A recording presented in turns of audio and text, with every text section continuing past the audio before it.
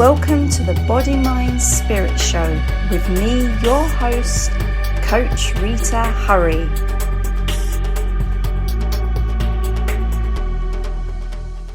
Hi everyone, and welcome to another episode of the Body, Mind, Spirit Show. So today I'm excited because I have a great guest. His name is Adrian Woods, and he is a personal trainer, a sports massage therapist, and a cardiac rehabilitation exercise professional. Adrian, welcome to the show. Thank you. Okay, so can you tell me a little bit about your journey and how you began in this field, and also why you wanted to pursue a career in this field?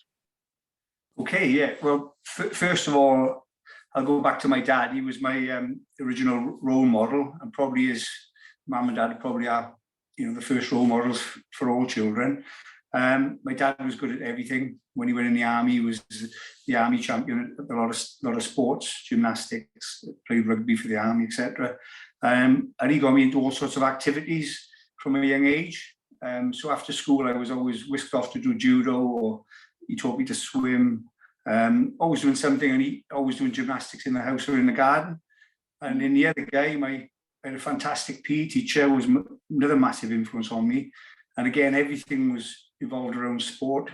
We were always out outside on the green, sort of playing rugby or football or cricket, never indoors. Then you had the influence as I got a bit older, like some of the films that came out.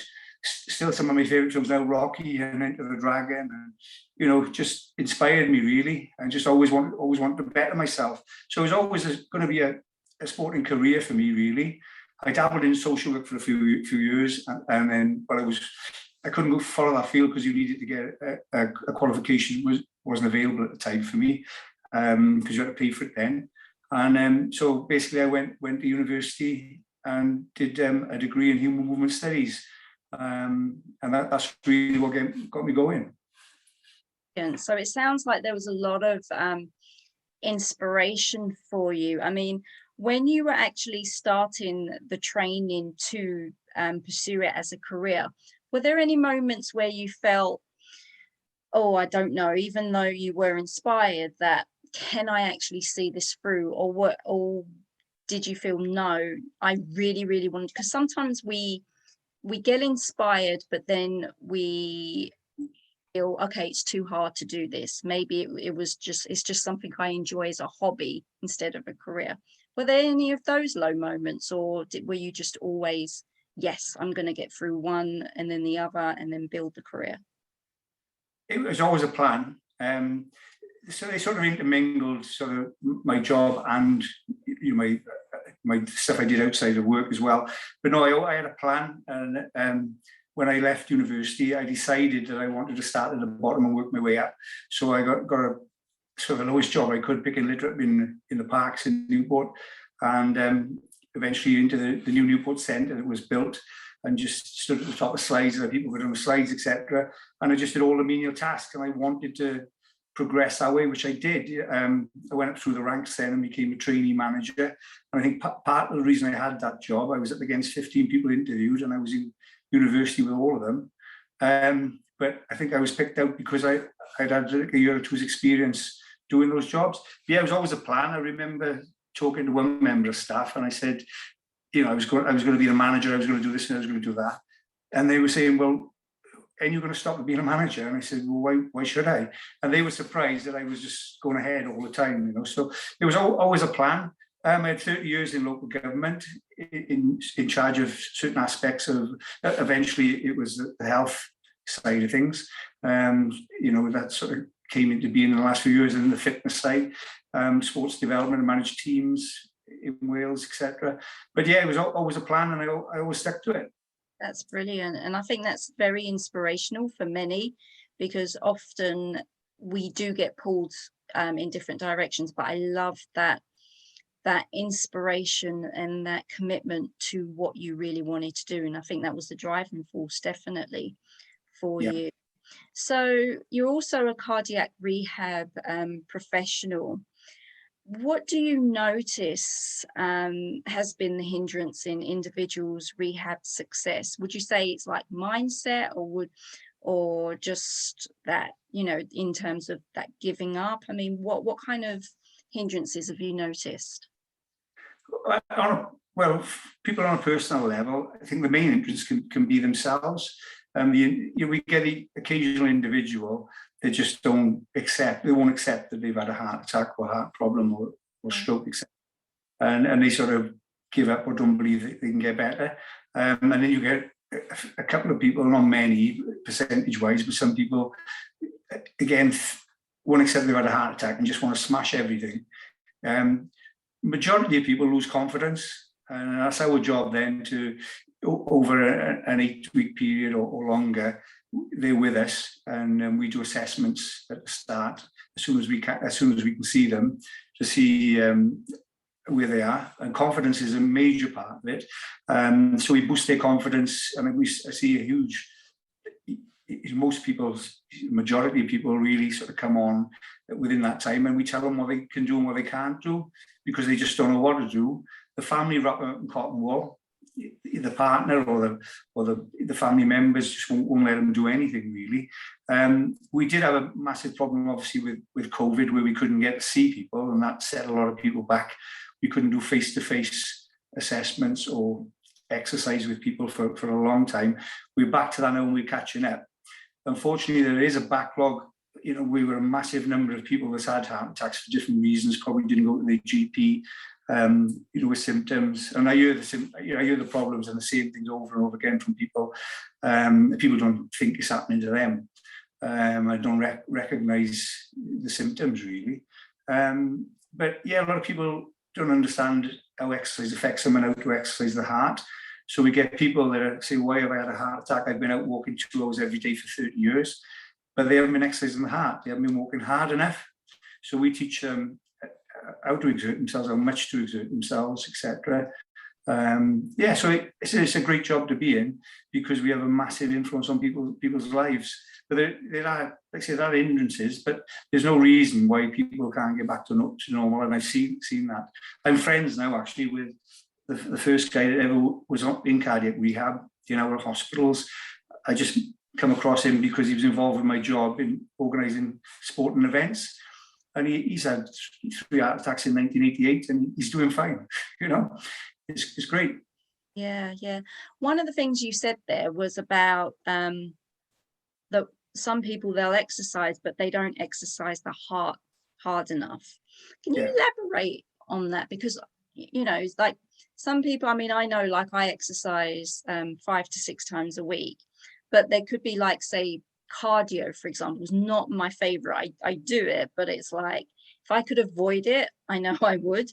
But like, I think that's something that's quite important for us to realize, in terms of that we often overlook it, and we don't realize that we can push ourselves and the benefits of that. So can you elaborate a little bit more on what exercises could actually help us with our heart? Well, if I talk with my cardiac rehabilitation hat on, then cardio is the thing to do. I mean, it's been proven, all the research shows that doing cardiac or using aerobic exercise, this is mainly what we do. We gradually then, after 2 or 3 weeks, introduce resistance work or strength work. But it shows that the results come first and foremost by doing cardio work. If I switch that around as a PT, I'm sort of going away from cardio to get people really, really fit quickly, because people haven't got so much time these days. And again, research shows that when your body is fit enough to actually be able to do HIIT, really high intensity interval training, that could mean a different thing from one person to another. It depends on your own intensity, but you get rapid results. And the programs I'm doing for people now are all 10, 15 minutes and take a total of 20 minutes to do 2 or 3 times a week, or I would say 3 to 4 times a week. You get the most benefits, but certainly 2 or 3 times a week, you get fantastic benefits. So you get more benefit than being on a treadmill for 45 minutes or an hour. If you go into any gym, anywhere in the world, you'll see most people, and a lot of older people as well, as young people, slogging out on treadmills or on cardio machines. And they could get much better training effect from doing resistance work with lower amounts of cardio. So I could go. So there's a lot of information I could go into, but basically, you do cardio when you're fit enough. You do cardio very fast and get the body into an oxygen debt and the heart really high. And then you use resistance training, which can be just body weight or introduced weights if you want to, and the results are much better. So it's two distinct things really, as a PT and as a cardiac exercise specialist, how we train people. Yeah, no, that sounds great. So, because I know sometimes people will say, you'd get some people saying resistance training is better because obviously you burn more calories longer, because obviously like 24 hours later you're still burning calories, I believe. I'm not sure, you can correct me if I'm wrong. But then obviously, as you said, there's a lot of people, especially women who are in the gym who are on treadmills, and sometimes they're on treadmills for a good half hour or so, just on those machines, and then they'll go. And isn't it good to vary it up a bit, or should I mean, I think what you just said, I don't think it is obvious to everybody. The which way to train. I think a lot of people haven't got a clue. You reminded me then of, without naming names, but somebody in a very, very high position and a really, really clever person. I hope he's not listening. It's a while ago. Used to roll up on a Sunday morning and spend an hour on an exercise bike reading the Financial Times. Okay. I've seen people reading books and stuff, and it's just, I remember a lady going on an exercise bike every Saturday evening, fantastic, rocking to the gym at 9 o'clock at night for the last hour. Frustrating for some of us because we wanted to go home, but that person would be on a bike, hardly moving at all, just reading a book, and it's not a way to train. So going back to what you said, the best benefits are sort of doing more resistance work, intermingled with some cardio, and high intensity interval training it's been proven time and time again now, and there's more research coming out all the time that the benefits are massive, and it's been again scientifically tested and proven that you gain, whether you call it burning fat or calories being reduced over a period of time. Basically, if you use resistance training and work in that sort of zone, then the benefits last for 12 to 48 hours in some people. Certainly a minimum of 12 hours up to a maximum of 48. Hence, that's why you can get away with doing 3 sessions a week for 15 minutes, rather than doing hours and hours every day on a treadmill or a cardio, a spinning bike, etc. It's so intensity is the key, really. That's the key word, intensity. Okay, interesting. So you worked obviously with clients who have obesity, and I know that obesity is a major problem not only in this country but in the US and many countries. Yeah. Can you just share with us sort of how you tackle that area? Because obviously, from just observing it, it's obviously someone who has lived this lifestyle for so long and has reached this point where obviously it's unhealthy and they need to obviously change. But again, change is a difficult thing. How do you manage and tackle that situation and get the breakthrough for the clients and with the clients? Well, first of all, you've got to look at the whole picture. There may be underlying reasons why the person is obese, and it may be something that's happened from a young age. Any time of life, obviously, it can happen. It happened to me a few years ago. I put over 5 stone on when I was ill for a couple of years.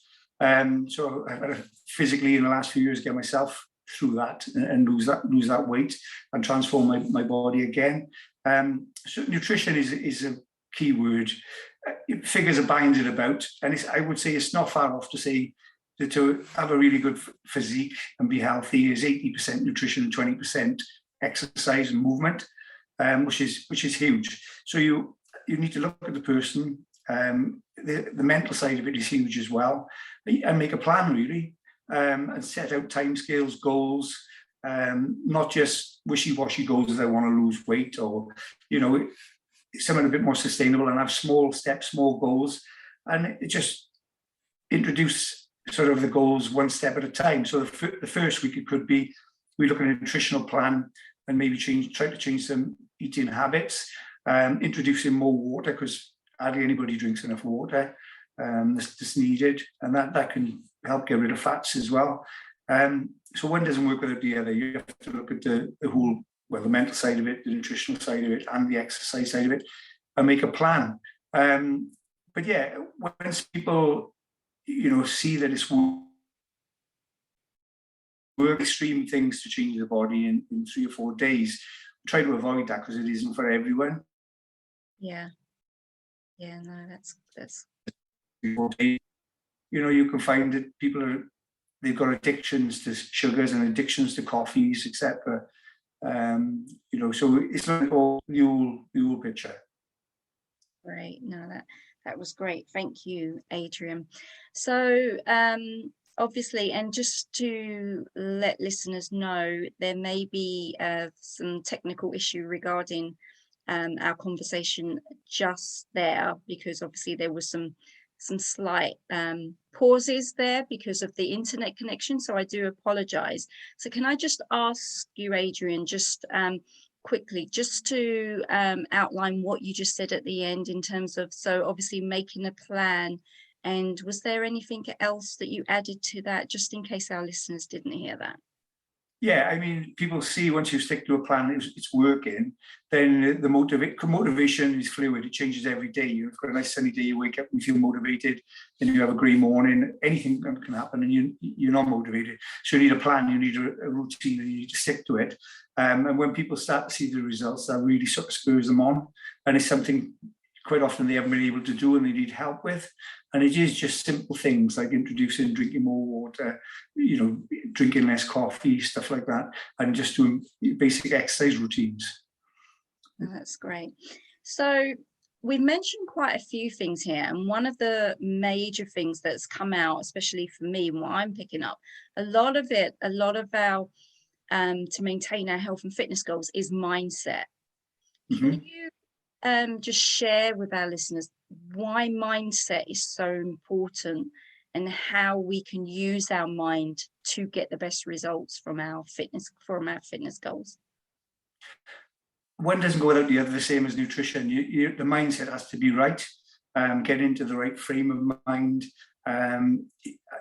If you're not right, if your mind isn't working properly, and you've got anxieties or depressions, etc., you're not going to function so well with the body.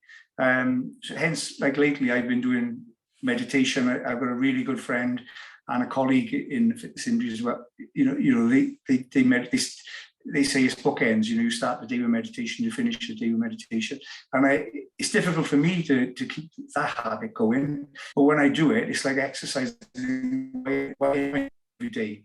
It really sort of sets you up. And obviously a lot of people that do meditation knows the basics, etc. And it's just so easy to do. You don't have to be an expert at it. You just need to, just do it really. And if you haven't got the right mindset, you're not going to stick to a plan.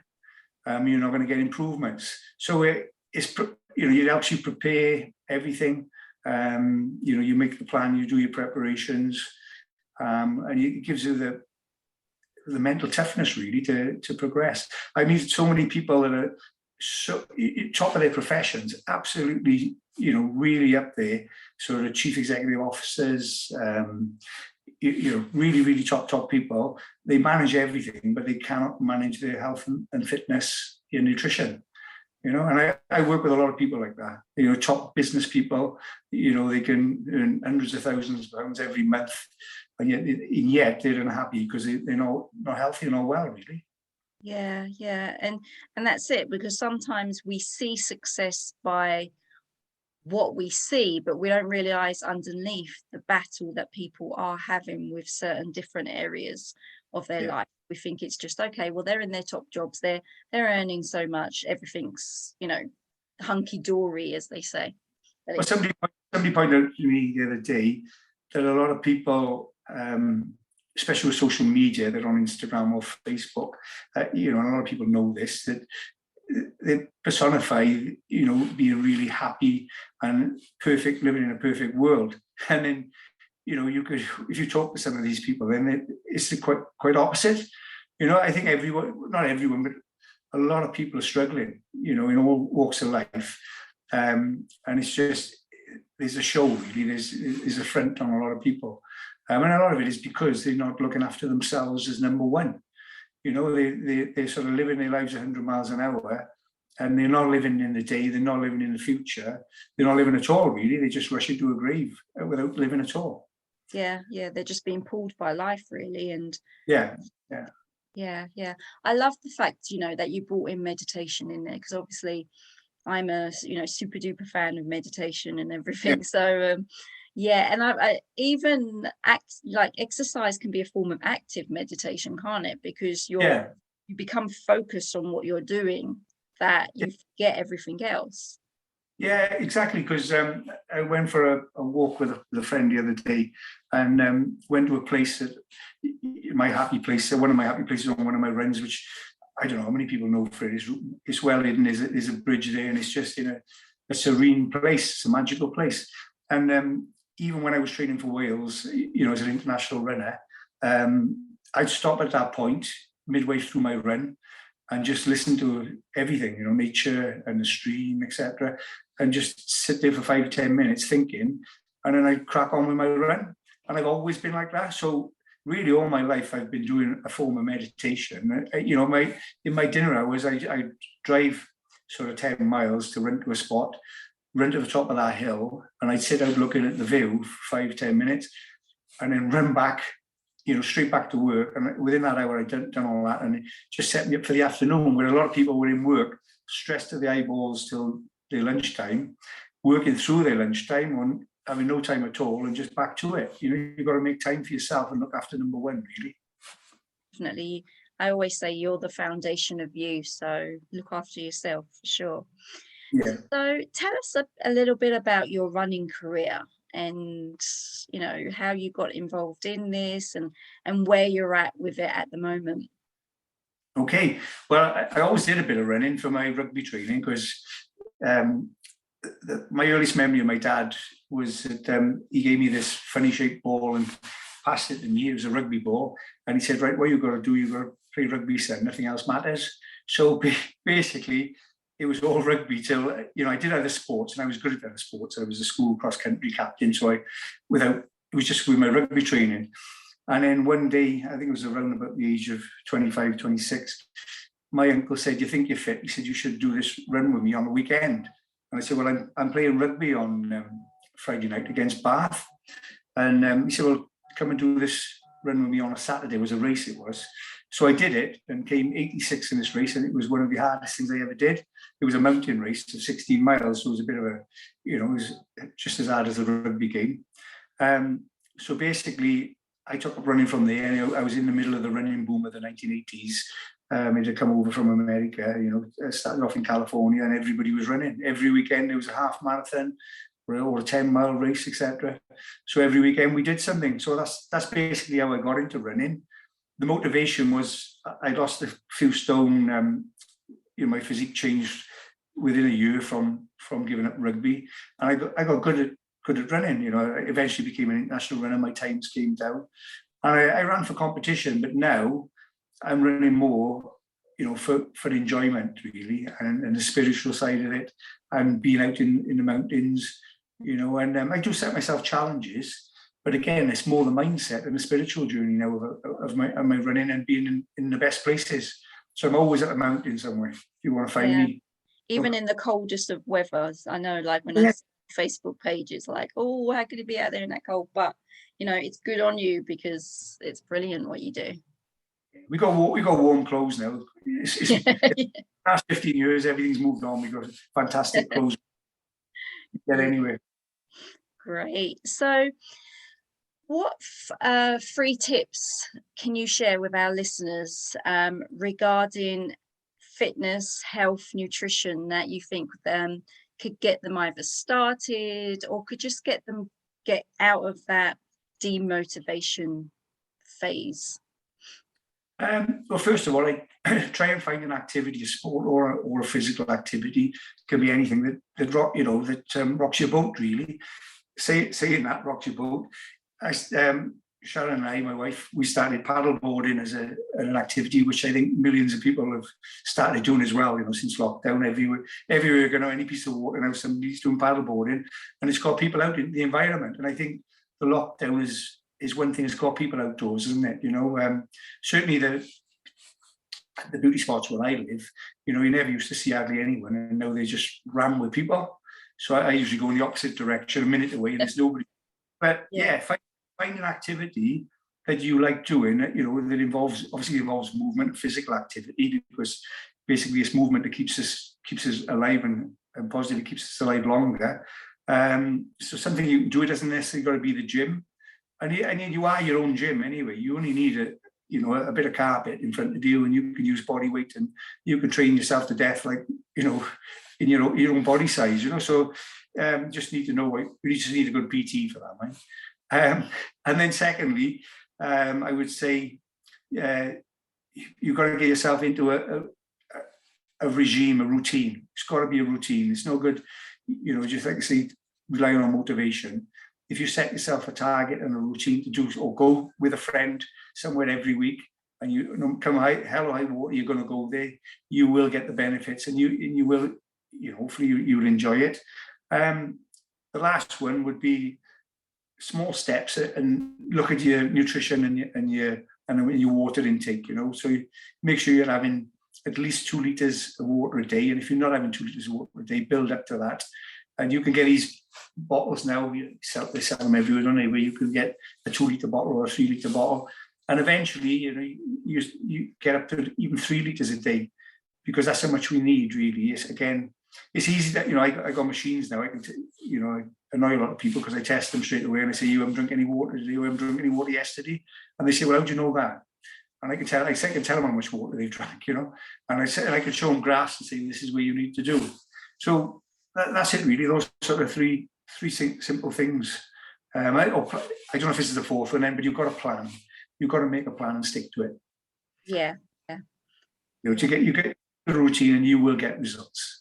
Yeah, I think also, like you mentioned, I think definitely water has been one of the major pluses, and sometimes the most difficult for people, because a lot of us, we think, oh, if I'm going for something diet, then that's okay. And it's like, no, water is the better thing. And also, just one extra tip could you give to people? Because I know for me personally, getting up in the morning used to be quite difficult to work out, but then I've got myself into a routine that I actually focus on the end result that I want, and the energy, and it's like that's what gets me out of bed to do my workout.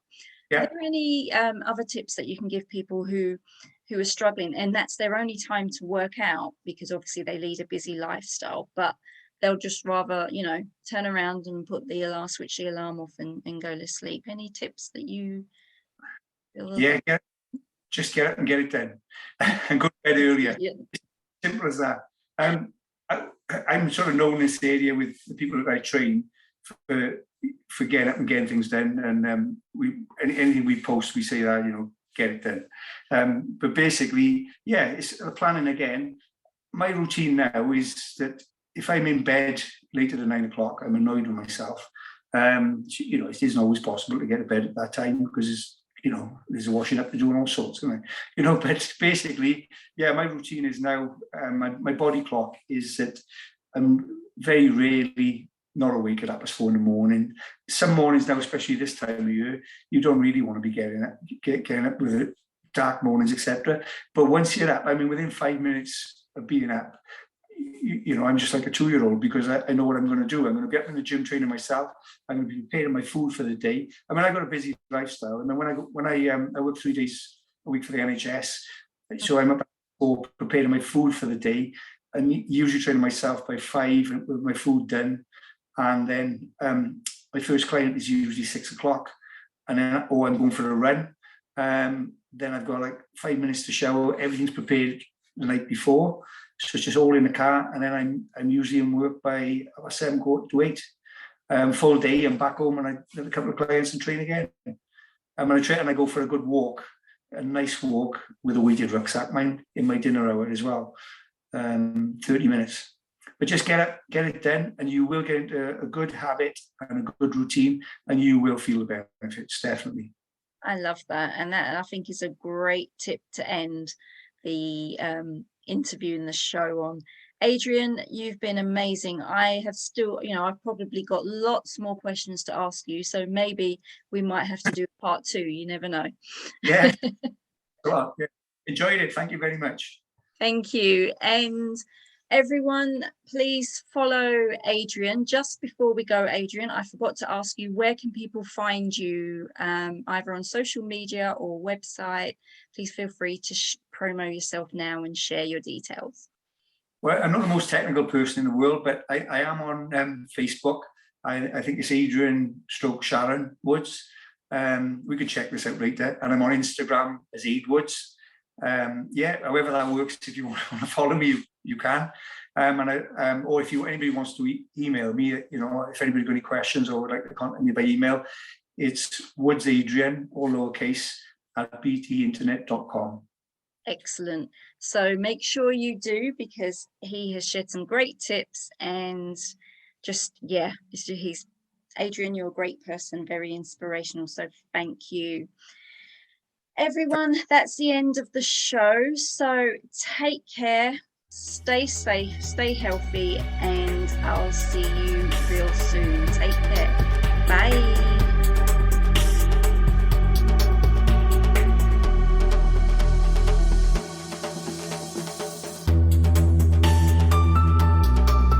I hope you enjoyed the show. Stay tuned for more tips, motivation, and of course inspiration coming up real soon. If you want to email me and send me messages of what you thought of the show or anything you'd love me to cover on the show, please email me at coachRita@swasthialiving.com. Swasthia Living is SWASTHYALIVING.com. See you real soon. Bye.